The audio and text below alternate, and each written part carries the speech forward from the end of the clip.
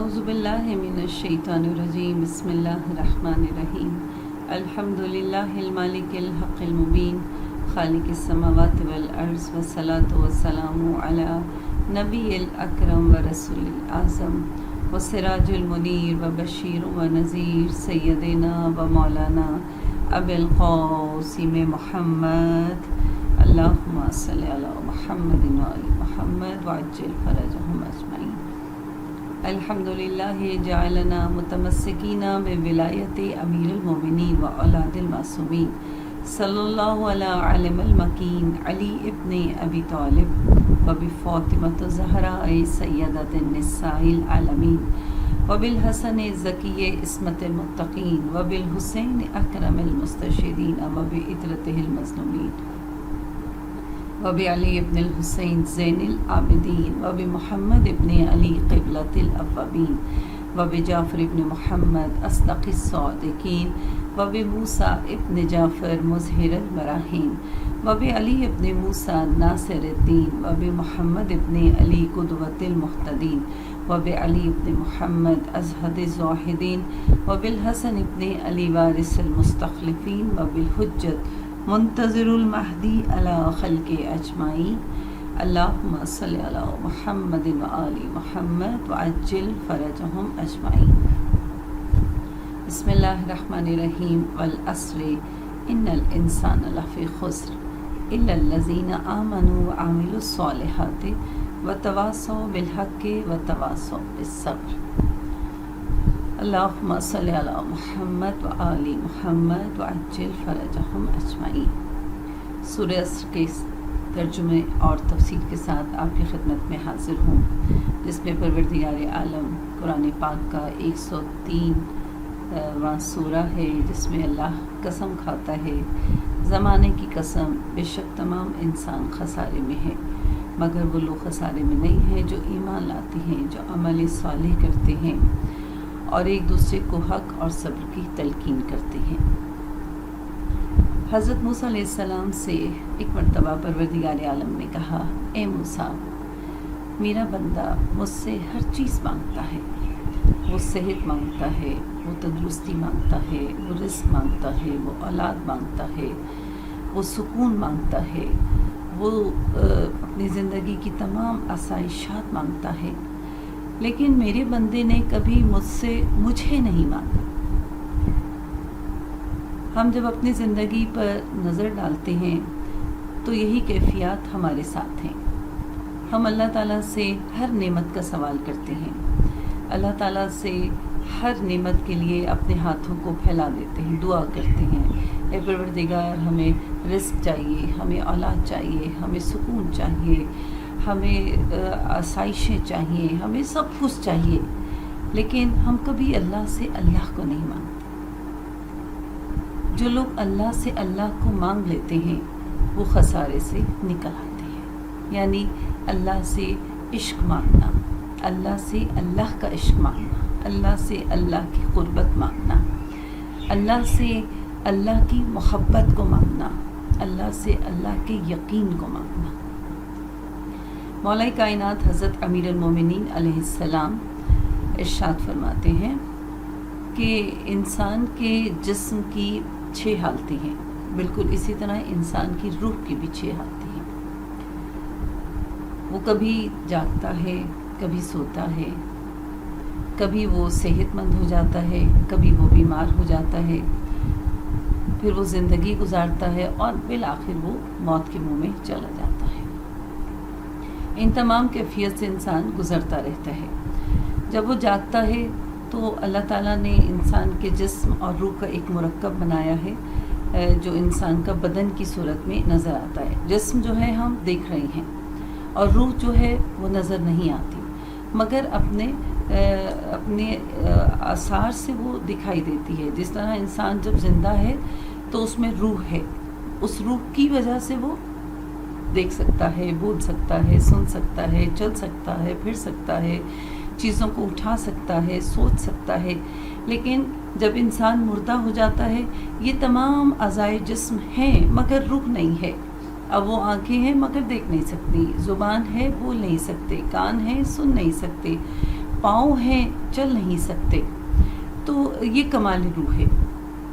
اور انسان کا جسم جب جاگ رہا ہو، جاگنے کی کیفیت میں ہو، تو اس کے جسم کے تمام آرگنز جو ہیں، اس کے جسم کے تمام اعضاء ہیں، چاہے وہ آنکھ کی صورت میں ہے، کان کی صورت میں ہے، زبان کی صورت میں ہے، دل کی صورت میں ہے، یہ تمام اعضاء ایکٹیو ہوتے ہیں اور اپنے کام کو سمیٹتے رہتے ہیں۔ اب یہ کام کیا ہے، وہ کام کیا، جاگ رہے ہیں۔ کبھی وہ بیرونی نگاہ سے جاگ رہے ہوتے ہیں، انہیں سب کچھ نظر آ رہا ہوتا ہے، لیکن نیک لوگ جو ہوتے ہیں وہ اندر سے بھی جاگ رہے ہوتے ہیں۔ ایسے لوگوں کو زندہ کہا ہے۔ ایسے لوگ نفع کے کام کرتے ہیں، نقصان کے کام نہیں کرتے۔ اسی طرح یہی انسان جو جاگ رہا ہے اور اپنے تمام آرگن اس کے کام کر رہے ہیں اور ایکٹیو ہے، تمام کائنات کا نظارہ کر رہا ہے، ہر بات کو سن رہا ہے، جو آئے بولنا چاہے بول سکتا ہے، مگر جب یہی انسان سو جائے تو تمام اعضاء ہیں مگر اب وہ کام کے قابل نہیں ہیں۔ اسی لیے نیند کو موت کی چھوٹی بہن بھی کہا، یعنی آنکھیں ہیں اب دیکھ نہیں رہی، کان ہیں اب سن نہیں رہے، زبان ہے مگر بول نہیں رہی، ہاتھ پاؤں سب کچھ ہیں مگر اب وہ جو ہے وہ کام نہیں کر رہے۔ یہی سونا جب اہل ایمان کے سونے میں آئے تو پروردگار عالم ایسے سونے کے بارے میں کیا فرماتا ہے؟ وَمِنَ النَّاسِ مَن يَشْرِي نَفْسَهُ ابْتِغَاءَ مَرْضَاتِ اللَّهِ وَاللَّهُ رَءُوفٌ بِالْعِبَادِ۔ لوگوں میں سے کچھ لوگ ایسے ہیں کہ جو اپنے نفسوں کو بیچ ڈالتے ہیں، اور یہ کون ہے؟ مولا کائنات، جو سو رہے ہیں مگر اللہ سے خرید و فروخت کر رہے ہیں، سو رہے ہیں مگر بیچنے والے مولا کائنات ہیں اور خریدنے والی ذات پروردگار عالم ہے۔ اور مولا کائنات سوتے ہوئے اپنے نفس کو ایسا بیچتے ہیں، اللہ کی رضا کو حاصل کرتے ہیں۔ تبھی شاعر کہتا ہے، عشق حیدر میں جو سرشار نظر آتا ہے، باغ فردوس کا حقدار نظر آتا ہے، جس کا دل حب علی سے ہو منور، وہ ہمیں پیر و میثم تمار نظر آتا ہے۔ صرف عباس نہیں، شہ کا علی اصغر بھی ثانی حیدر کرار نظر آتا ہے فقط اس کے مقدر میں دعائے زہرا، جو شہ دین کا عزادار نظر آتا ہے۔ انسان کی تیسری کیفیت میں ہم چلتے ہیں تو اس میں ہم کیا دیکھتے ہیں کہ انسان کا جسم جب حالت تندرستی میں ہو تو پھر کیا ہے، وہ پہاڑ جتنے کام کر لیتا ہے۔ چھوٹے چھوٹے کاموں کو وہ اپنے کسی شمار میں نہیں لاتا، بڑے بڑے کام کر لیتا ہے۔ اس کا جسم جو ہے وہ صحت مند ہے، اس کے اندر طاقت ہے۔ اس صحت کی نشانی کیا ہے؟ قوت ہے، اس کے اندر طاقت ہے، وہ ہر کام کر سکتا ہے۔ اور یہی کام جو ہے وہ اس کی جتنے زیادہ وہ کام کرتا ہے اس کی صحت مندی کی نشانی ہے۔ وہ صحت مند ہے تو وہ کام کر رہا ہے، مگر یہی جسم جب بیماری میں داخل ہو جائے تو پھر کیا ہے، وہ چھوٹے چھوٹے کام جن کو بغیر کسی گنتی شمار میں وہ کرتا تھا، اب ان کے لیے بھی وہ محتاج ہو جاتا ہے، ان کے لیے بھی وہ دوسروں کا محتاج ہو جاتا ہے۔ کوئی دوائی کھلا دے، کوئی پانی پلا دے، اور لیکن یہ کیا ہے، یہ بیماری کی حالت ہے۔ اس میں دین کیا کہتا ہے کہ اس میں کہتا ہے کہ اپنے جسم کی حفاظت کرو، اپنے آپ کو پاکیزہ رکھو، اپنے آپ کو صاف ستھرا رکھو تاکہ کم سے کم بیماری کا شکار ہو سکے۔ اس کے لیے وضو کرو، اس کے لیے غسل کرو، اپنے جسم کی حفاظت کے لیے ایسی غذائیں کھائیں جو آپ کے لیے فائدہ مند ہے، ایسی غذائیں نہ کھائیں جو آپ کے لیے مضر صحت ہیں۔ اپنے جسم کی حفاظت کرنا دین میں پسندیدہ عمل قرار دیا۔ اس کے بعد یہی جو کیفیات ہیں وہ انسان کی زندگی میں رونما ہوتے ہیں۔ انسان زندہ ہے تو وہ جاگتا بھی ہے، وہ سوتا بھی ہے، وہ صحت مندی کی طرف بھی آتا ہے، وہ بیماری کی طرف بھی آتا ہے۔ یہ زندگی کی مختلف روپ ہیں، اس کی شکلیں ہیں۔ مگر یہ انسان جب موت کے منہ میں چلا جاتا ہے تو پھر کیا ہے، کہاں کا سونا، کہاں کا جاگنا، کہاں کی بیماری، کہاں کی صحت مندی، کہاں کی زندگی، اب سب کچھ ختم ہو گیا۔ اب وہ ہے اور اس کی موت، وہ ہے اس کی قبر، وہ ہے اس کے اعمال، وہ ہے اس کا وہ چھوٹا سا علاقہ جہاں کے لیے وہ جو اس کا اصل مقام تھا۔ یہاں پر ہم دیکھتے ہیں کہ ہمیں کوئی بلائے نہ بلائے، ہماری قبر روایات کی روشنی میں ہماری قبر دن میں 5 مرتبہ آواز دیتی ہے۔ کہ یہاں پر بہت اندھیرا ہے، روشنی کو لے کر آنا، یہاں بہت تنہائی ہے، کسی دوست کو لے کر آنا، یہاں بہت کیڑے مکوڑوں کا بسیرا ہے، کسی ایسے کو لانا کہ ان سے چھٹکارا پا جائے. اور یہاں چھوٹا ٹائم نہیں، بہت لمبا ٹائم ہے. یہاں پر قلیل عمر نہیں ہے، یہاں ایک طویل عمر ہے، اور ایسے کو لے کر آنا تاکہ وہ طویل عمر ہم آرام سے گزار سکیں. یہاں پر رسالت امام حضرت محمد مصطفیٰ صلی اللہ علیہ وآلہ وسلم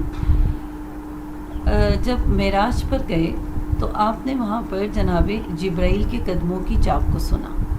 جب فرش پر تشریف لائے پوچھا اے جناب بلال کے قدموں کی چاپ کو سنا.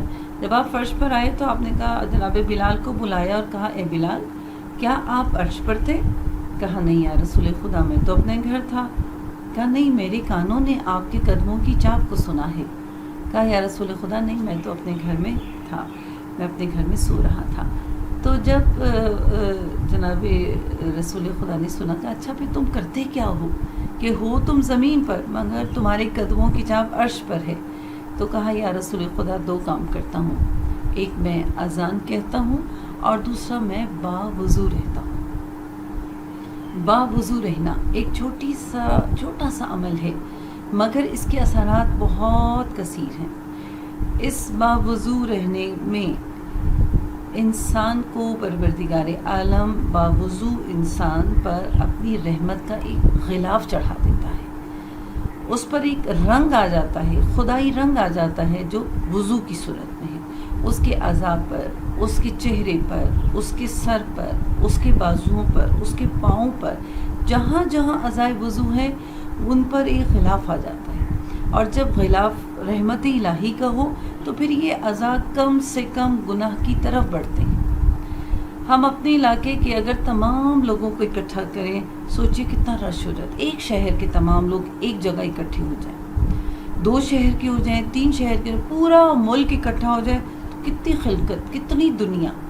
اور سوچئے روز قیامت پوری کائنات کے لوگ میدان محشر میں ہوں گے، حد نگاہ تک لوگ ہی لوگ، مگر رسالت امام حضرت محمد مصطفیٰ صلی اللہ علیہ وآلہ وسلم ان تمام لوگوں میں اپنی امت کے لوگوں کو پہچان لیں گے. کس طرح کہ وہ لوگ جو زمین پر رہتے ہوئے باوضو ہوتے ہوں گے، باوضو رہتے ہوں گے، جو وضو کے ساتھ اپنی زندگی گزارتے ہوں گے، روز قیامت ان کے اعضائے وضو، ان کا چہرہ، ان کے بازو، ان کے پاؤں چمکتے ہوئے ہوں گے. تو رسول خدا عالم محشر میں پوری کائنات کے لوگوں میں سے اپنے ان لوگوں کو چن لیں گے، ان لوگوں کو پہچان لیں گے ان کے اعضائے وضو کے چمکنے سے. کہا یہ کون ہے؟ کہا یہ دنیا میں رہتے ہوئے باوضو رہا کرتے تھے. باوضو رہنا ایک چھوٹا سا عمل ہے مگر یہ عمل ہماری زندگی کو تمام خساروں سے بچا لیتا ہے. اگر ہم جاگ رہے ہیں اور وضو کے ساتھ ہیں تو ہمارا ہر کام عبادت بن جاتا ہے. وضو کے ساتھ کی ہوئی کوکنگ کی تاثیر اور ہوتی ہے، بغیر وضو کے کھانا پکانا اور ہوتا ہے. بڑے بڑے جید علماء، بڑے بڑے مجتہدین، جب ان سے پوچھا کہ آپ نے کون سے ایسے اعمال کیے، آپ اس پوسٹ پر پہنچے، تو کہا ہم نے نہیں، ہماری ماؤں نے کیے. پوچھا آپ نے کیا کیا؟ جب ماؤں سے پوچھا، کہا کہ دوران پریگننسی ہم باوضو رہا کرتے تھے. اس وضو کا اتنا اثر ہوا کہ تربیت آسان ہو گئی اور وہ ایک اچھے عالم بنے، ایک اچھے مجتہد بنے. یہی وضو اگر ہم سوتے ہوئے کر لیں، یعنی جاگتے ہوئے تو یہ ہے ہر کام عبادت بن جاتا ہے. اگر ہم سوتے ہوئے وضو کر لیں اور بستر پر جا کر سو جائیں، ہم سو جاتے ہیں مگر اللہ ہمارے سرہانے فرشتوں کو کھڑا کرتا ہے جو ہماری نیکیوں کو درج کرتا رہتا ہے. اور کہا جاتا ہے کہ جو شخص باوضو بستر پر سو جائے، اس سے کہا جاتا ہے انسان تو اپنے بستر پر تھوڑی سو رہا ہے، تو مسجد خدا میں سو رہا ہے کیونکہ تو نے وضو کیا. یہی وضو جو ہے انسان کی صحت کی بہترین علامت ہے. جو انسان باوضو رہتے ہیں وہ کم سے کم بیمار ہوتے ہیں. ان کا چہرہ صاف رہتا ہے، ان کا منہ صاف رہتا ہے، ان کا ناک صاف رہتے ہیں، ان کے بازو صاف رہتے ہیں، ان کے پاؤں صاف رہتے ہیں. اس لیے وہ کم سے کم بیمار ہوتی ہیں. حالت بیماری میں اگر آپ وضو نہیں کر سکتے، مگر روایات کہتی ہیں کہ جب انسان بیمار ہوتا ہے خدا فرشتوں کو حکم دیتا ہے کہ اے فرشتوں، جو یہ اعمال حالت تندرستی میں کرتے تھے، اب وہ حالت بیماری میں ہے، وہ نہیں کر سکتا، وہ تمام اعمال اس کے درج کیے جائیں. اگر وہ حالت تندرستی میں باوضو رہتا ہوگا تو حالت بیماری میں اب وہ بار بار وضو نہیں کر سکتا، مگر اس کو اجر ملے گا، اس کو ثواب ملے گا، کیونکہ حالت تندرستی میں وہ باوضو رہتا تھا. اسی طرح جو انسان ساری زندگی کوشش کرتا رہے باوضو رہنے کی، تو یقین جانیے اس کا خاتمہ بھی باوضو ہی ہوگا، کیونکہ اس کو عادت ہوگی، اس کو اس میں ایک روٹین بن جائے گی کہ میں نے باوضو رہنا ہے، تو پھر اس کی ایک عادت ہوگی. جس طرح ایک شہید تھے، جب وہ شہید ہوئے تو دشمنوں نے ان کی ڈیڈ باڈی کو پہلے صحرا میں چھوڑا، تو جنگلی جانور نے انہیں کچھ نہیں کیا. پھر ان کے اوپر تیزاب پھینکا گیا تو پھر بھی ان کے جسم کو کچھ نہیں ہوا. پھر ان کے جسم کو کچھ نہیں ہوا. وہ بہت حیران اور پریشان ہوئے کہ ان کو ہے کیا. پھر جب ان کو واپس بھیجا گیا اور ان کے گھر والوں سے پوچھا کہ یہ کرتے کیا تھے، کہا کہ یہ باوضو رہا کرتے تھے اور اس نیت سے وضو کرتے تھے کہ میں کوئی میرا لمحہ بغیر وضو کے نہ ہو. کیوں؟ اگر میں وضو اس نیت سے کر رہا ہوں کہ جب میرے امام تشریف لائیں اور تو مجھے وضو، ظاہر ان سے ملاقات کے لیے وضو کرنا پڑے گا، تو میں باوضو ہوں تاکہ مجھے وضو کرنے میں وقت نہ لگے، میں تیزی سے اپنے امام کی خدمت میں جاؤں.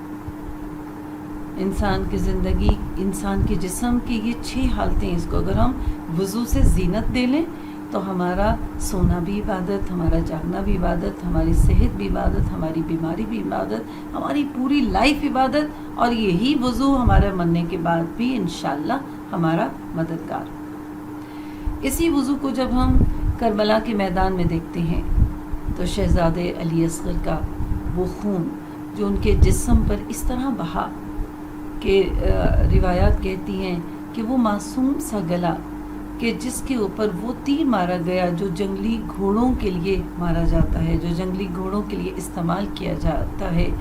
دل پر ہاتھ رکھ کے بتائیں کہ ایک ماں نے کیسے برداشت کیا ہوگا، ایک ماں نے کیسے اسے صبر کیا ہوگا کہ ایک معصوم سا گلا کس طرح اتنے بڑے تیر سے چھد گیا. یہی بیویاں، یہی لوٹا ہوا قافلہ جب شام اور کوفہ کی راہوں سے گزرتا ہوا دربار میں پہنچا تو ایک مرتبہ سب کا تعارف کروایا گیا. یہ بی بی کون سی ہے؟ کہا یہ حسین کے سینے پر سونے والی ہے. یہ بی بی کون ہے؟ کہا کہ یہ خادمہ سیدہ جناب فضہ ہیں. کہا یہ بی بی کون سی ہیں؟ سب کا تعارف ہوتے ہوئے کہا کہ یہ کون ہے؟ کہا کہ یہ اس کو کچھ نہ مت کہنا، اس کو کچھ نہ کہنا، یہ بہت غموں کی ماری ہے. اس کی جوڑی بھی قربان ہوئی ہے، اس کے بھائی بھی قربان ہوئے ہیں، اس کے بھتیجے بھی قربان ہوئے ہیں. کہا یہ کون ہے؟ کہا کہ یہ علی کی بیٹی زینب ہے. کہا کہ اس کو آگے لے کر آئیں. تو ایک مرتبہ جناب زینب نے کہا کہ اے یزید، تو نہ ہمارے اوپر سے وحی کے سلسلے کو ختم کر سکتا ہے اور تو اسے یہ نہ سمجھ کہ یہ تیری فتح ہے. تو ایک مرتبہ اس دربار میں بیٹھے ہوئے ایک صحابی جو نابینا تھے، انہیں نظر نہیں آتا تھا، ایک مرتبہ کھڑے ہوئے، کہا کہ اے لوگوں، کیا قیامت آ گئی ہے؟ کہا کہ نہیں. کہا میرے کانوں نے علی کی آواز کو سنا ہے. تو کسی نے کہا علی نہیں آئے بلکہ علی کی بیٹی زینب دربار میں آئی ہے. تو ایک مرتبہ اپنے ہاتھوں کو ٹٹولتے ہوئے تلوار کو باہر نکالا اور کہا کہ یزید، تیری اتنی جرت کہ تیرے شرابی کے دربار میں علی کی بیٹی تشریف لائے. تو ایک مرتبہ کہا کہ اس کو باہر نکال دیا جائے، اس صحابی کو باہر نکال دیا جائے. تو تمام اس قبیلے کے لوگ آگے بڑھے. کہا خبردار، اس پر کچھ نہ کہنا. بس عزادار ہو جناب زینب کی آنکھوں میں آنسو آئے. کہا اے نانا، تیرے صحابی کے طرفدار آ گئے مگر تیری بیٹی کے طرفدار کوئی نہ آئے. دربار میں تیری بیٹی تنہا کھڑی رہی اور دشمنان اسلام تخت پہ بیٹھے رہے. اللہ لعنت اللہ علی القوم الظالمین.